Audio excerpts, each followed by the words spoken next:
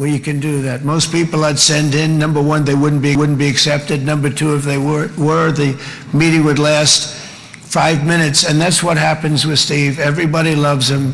They love him on this side, they love him on the other side, and he really is. He's a great negotiator because he's a great guy. So thank you very much, Steve, very much.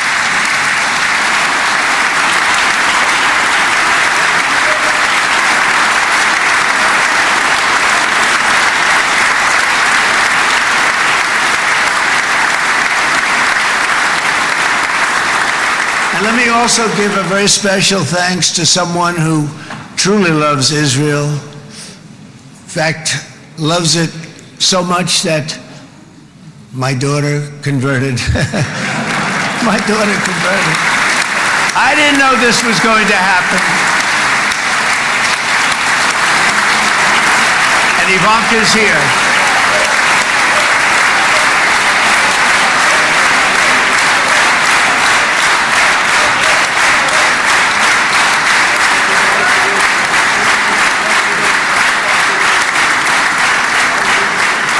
And Bibi, you do know this was not in the cards for me. You understand that. And she is so happy, and they are so happy. At least I think they're happy. If they're not, we have a big story, right?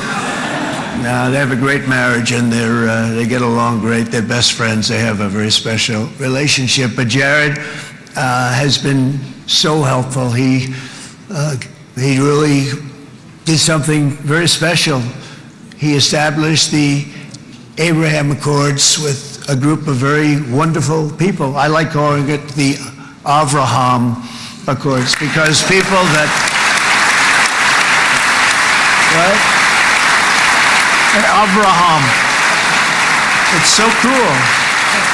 It's so much sort of nicer, you know, the Abraham versus the Avraham.